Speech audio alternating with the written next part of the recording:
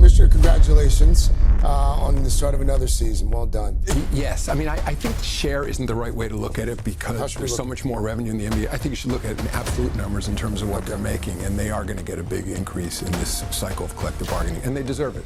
Commissioner Adam Silver. And the players and the players' union seems hell-bent on this. The WNBA might not exist in 2026, and it all started with one sentence from Adam Silver. On NBC News, the NBA commissioner sat calm and composed, speaking about the league's ongoing labor talks. But then he made a statement that hit like a grenade. Within hours, the WNBPA fired back with their own statement, turning the case into a total fiasco. What looked like a contract dispute suddenly became something deeper, a power struggle for the future of the league. Sit tight, because what you're about to hear could reshape women's basketball forever. To understand how the WNBA reached this breaking point, we have to break down the numbers Adam Silver didn't want you to see. So hit like if you think this story deserves more attention than it's getting. Well, we're going to do a follow-up here on Adam Silver's remarks he made on the Today Show the other day about the WNBA negotiations. Of course, the CBA, it is time for a new CBA. The deadline is actually Halloween, October 31st. It's not going to get done. It's not going to get done. They're going to have to do some kind of extension. And he made comments. This was the morning of the NBA starting. Adam Silver didn't shout, threaten, or slip up during the now famous interview. He spoke slowly, choosing every word. WNBA, as you know, they're calling for, players in the WNBA are calling for more money. They 9%, I believe, accordingly. They get 9% of total revenue compared to roughly 50% of the revenue of NBA players. Should they be getting a larger share of the revenue in the WNBA? Yes, I mean, I think share isn't the right way to look at it because there's so much more revenue in the NBA. I think you should look at it in absolute numbers in terms of what they're making, and they are going to get a big increase in this cycle of collective bargaining. To the WNBA's players, Silver's statement is code for one thing. There will be raises, but not equality. It meant salaries might climb, but the revenue split, the part that decides true power, would stay the same. Within minutes, the players' union posted a blunt response. Don't want to share, Adam Silver? Fans took sides instantly. Silver's calm tone masked a clear message. He was drawing a line that players were never meant to cross. For years, they've compared their pay structure to the NBA's 50-50 split. But when Silver dismissed that comparison, he exposed the uncomfortable truth. The WNBA doesn't control enough of its own money to make that system possible. That single sentence broke open months of silent tension. What began as quiet negotiations turned into open warfare between ownership and the players who built the league's momentum. Do you think Silver's right to protect the league structure, or are the players' right to demand equality? Drop your take below, because once you see the numbers, you'll understand why both sides might be heading for disaster. Really excited that the league is back back to its rightful home here on NBC. I grew up watching the NBA on the. It's been 23 years. Yeah, I know, it's been a long time. It's also a very different game. I want to show you a graphic here. I want to talk about three-pointers here for a moment, because the top graphic, this was top 300 shot locations back in 2005. You can sort of see the sort of even distribution. Today, you see the number of shots beyond the arc there. So many teams rely so much on the three-pointer. Has that changed the game in a dramatic way? And if so, is that good for the game? Well, there's no question it's changed the game. I think analytics have taken over in every sport, and it's an inefficient shot to shoot a mid-range two-point shot as opposed to that three-point shot. Everyone keeps saying the players deserve half the revenue, and they do. But here's the math no one wants to face. Imagine the WNBA brings in $100 million in a season. That sounds big, right? But it also costs nearly the same amount to run the league. Travel, coaching staff, broadcast rights, marketing, security, and facilities all eat into that total. Now, if players take 50%, that means $50 million goes straight out the door. What's left? Nothing. Every single owner is guaranteed to lose money. This isn't about fairness or greed. It's simple arithmetic. Even if the league doubled its income tomorrow, the structure itself makes a clean 50-50 split impossible. Unlike the NBA, which owns nearly all of its own revenue streams, the WNBA's money is shared between the NBA, outside investors, and the teams themselves. Each of those groups takes a portion before players ever see theirs. Okay. He said they're going to get a big raise, but he made a point to say, I wouldn't say share. All right, revenue share. He just flat said, the quiet part out loud, there's a lot more money being made in the NBA, and the ownership structure is different, right? I mean, if you're an owner in the entire league is all owned by NBA owners. A part of the league is owned.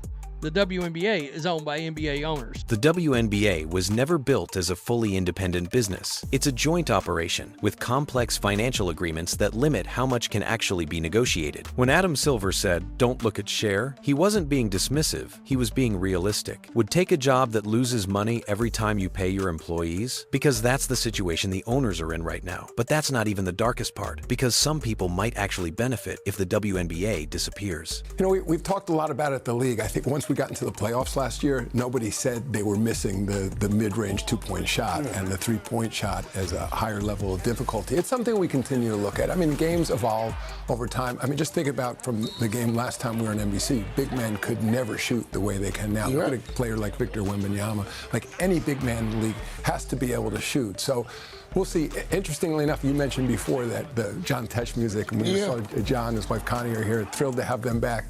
That reminded you of Michael Jordan. You know, Michael Jordan's back on NBC too as well. Mike Tirico's doing an interview with him. It sounds hard to believe that anyone connected to women's basketball would want the league gone. But when you look closely at how the system works, the motives start to appear. For many owners, the WNBA is not a profit engine but a tax write-off. Operating at a loss allows them to offset profits from their other ventures, while still earning public praise for supporting women's sports. In business terms, the league doesn't have to thrive to be useful. Then there are a few players who might gain even more if the WNBA folds. New leagues like Unrivaled and Project B are offering smaller rosters, higher salaries, and more control for the athletes involved. For top stars, that deal looks better than the one they have now. So when Adam Silver talks about efficiency and the Players Association fires back in anger, this may not be a fight about fairness. It might be about positioning for the next era of the sport. Hit subscribe if you think some players would risk the league itself if it meant more control and higher pay, because Adam Silver's next move made that possibility look a lot more real. And I know that's one of the things that Mike is going to be talking to him about, so I'll rely on MJ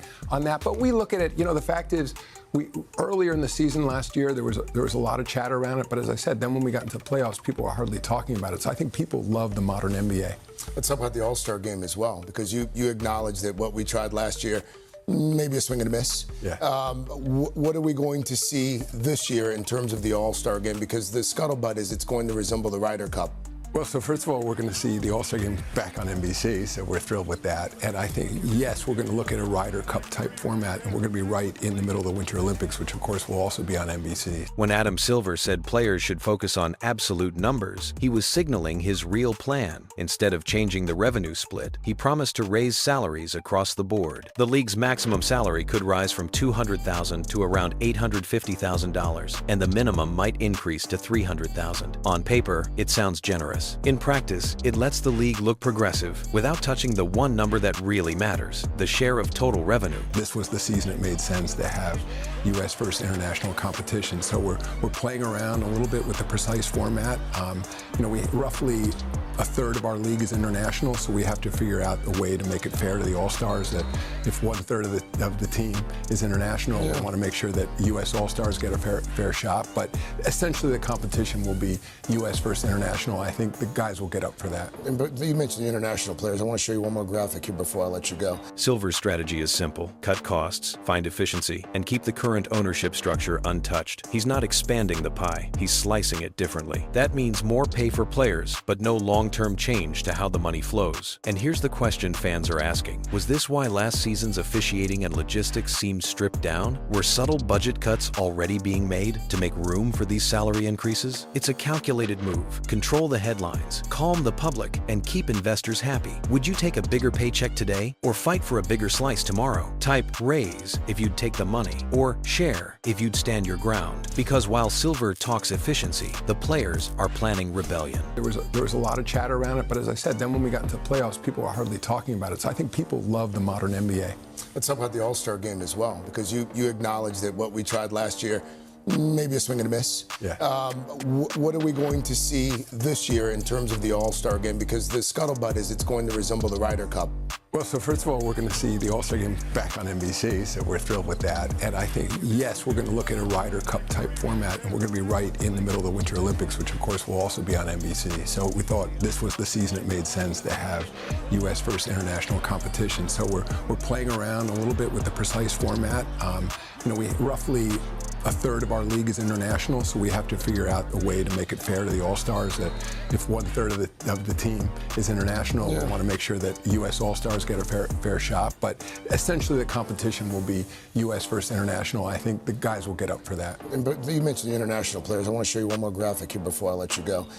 If you look at the last 7 MVPs in the NBA, they're all foreign-born. Yep. What would you say to those who would say to you, Mr. Commissioner, the global game is growing at the expense of domestic talent? No chance at the expense of, as I said, I mean, it's roughly 30% or so of the players in this league are international, so the vast majority of players are still U.S., but I think that graphic about the last 7 players being international, I think that gets USA basketball now run by Grant Hill. While the league speaks in press releases, the Players Union is shouting on social media. In the middle of high-stakes negotiations, the WNBPA leaked award results, called out the league publicly, and deleted posts after backlash from their own players. Analysts are calling it zero professionalism. It's a harsh statement, but the evidence is hard to ignore. What are you most excited about? Cooper Flagg, we were just talking about, I'm a Duke guy, so I can't wait to see him as a Dallas Maverick. Victor Wembanyama is healthy again. I mean, the opening segment was talking about you got sort of the old guys. I mean, I don't know if LeBron wants to think of himself as an old guy, but he's got a little small injury at the moment, but he'll be back in a few weeks. Steph seems to still, be playing as if he were 10 years younger. It feels like he's still in his prime. Kevin Durant's with a new team. I'm going to see him. The Rockets are playing OKC tonight. I'll be out there. Your Knicks. Oh, yeah. New coach, but, they got 1 game away from the finals. I think they're highly motivated. Jalen Brunson's ready, I think, to have an MVP level season, so I'm just really excited for all that's going on around the league. Right now, the union's leadership seems divided. Some players pushing for a deal, others calling for confrontation. They're negotiating through anger, not planning. And in every power struggle, emotion loses to math. The owners are sitting in boardrooms with financial reports. The players are reacting on Instagram stories. One side is making long-term calculations. The other is venting in real time. It's a painful truth, but you can't win a negotiation with feelings. You win with leverage and unity. And right now, the WNBPA has neither. Should the union go quiet, regroup, and negotiate behind closed doors? Or should they keep calling out the league in public to force accountability? Comment your take below. Because the scariest part is this: what if both sides already know 2026 is lost, and they're just fighting for what comes after? U.S. first international competition, so we're playing around a little bit with the precise format. We roughly a third of our league is international, so we have to figure out a way to make it fair to the All-Stars that if 1/3 of the team is international, we want to make sure that U.S. All-Stars get a fair shot. But essentially the competition will be U.S. first international. I think the guys will get up for that. But you mentioned the international players. I want to show you one more graphic here before I let you go. If you look at the last 7 MVPs in the NBA, they're all foreign-born. Yep. What would you say to those who would say to you, Mr. Commissioner, the global game is growing at the expense of domestic talent? No chance at the expense of, as I said, I mean, it's roughly 30% or so of the players in this league are international, so the vast majority of players are still U.S., but I think that graphic about the last 7 players being international, I think that gets USA basketball now run by Grant Hill. I mean, that gets them, energized, and I think that there are things we need to do with our, you have son who plays basketball, I think there are things we need to do about youth development here. There are aspects of the international game, especially in terms of young players, boys and girls, that frankly is just better than what we're doing in the U.S. right now. If the WNBA fails to reach a new agreement before the next season, everything could stop. The 2026 season might never happen. That means expansion owners who built brand new training centers and arenas can legally walk away. Most of them have exit clauses that let them repurpose their facilities for other sports or events if the league pauses. For players, there are no such safety nets. They lose contracts, paychecks, sponsorships, and most importantly, career momentum. The heartbreak is bigger than business. A generation of athletes could vanish overnight. Caitlin Clark brought record attention and filled arenas across the country. Yet before her second season even begins, the spotlight that followed her might go completely dark. Fans who fell in love with the league's storylines could move on, and once that spotlight fades, it's almost impossible to reignite. Would you still support the league if the 2026 season disappeared? Or would you see it as the end of an era? Because even with record ratings and viral moments, this fight isn't about popularity. It's about math, and the numbers don't forgive emotion. No, last 7 champions have come from 7 different teams. Are we seeing the end of the dynasty, Commissioner Silver, and is that good for the game? Well, we'll see if it's the end of the dynasty. What we set out to do was create a level playing field in terms of competition, but not necessarily to have a different champion every year. Yeah. So I think that'll be determined on the floor. I don't think OKC, I'm going out there tonight, I don't think they think it's the end of the dynasty. Yeah. I think they may even be a preseason favorite. So what we wanted to happen, I mean, in the NFL, they have a similar system. You still have dynasties. So it's not, the goal is to have fair competition every night. As we look ahead to this new season, what are you most excited about? Behind the scenes, new alternatives are lining up. Unrivaled, the player-led 3-on-3 league, and Project B, a privately backed venture. Both promise better ownership structures and profit sharing. On paper, they look like the future. Their investors own the full product, their players have more control, and their contracts could be more transparent. But there's a catch. Unrivaled is not real basketball in the traditional sense. Its 3-on-3 format limits teams to only 44 players, leaving dozens of professionals without a place to play. If Unrivaled switched to 5-on-5, names like Caitlin Clark and Angel Wilson might already be there. Instead, it feels more like a short-term experiment than a full replacement. Fans want real competition, not exhibition. Would you watch a 3-on-3 league replace the WNBA? Or should women's basketball stay rooted in the 5-on-5 game that built its legacy? Because if the WNBA collapses, there may be no second chance. Right now, the WNBA is standing on a knife's edge. One path leads to renewal, the other to silence. The players have the passion, the fans have the loyalty, but the business must have balance. Please subscribe if you believe this story deserves to stay in the light, because if the WNBA doesn't rebuild its foundation now, 2026 won't just be canceled, it will be erased.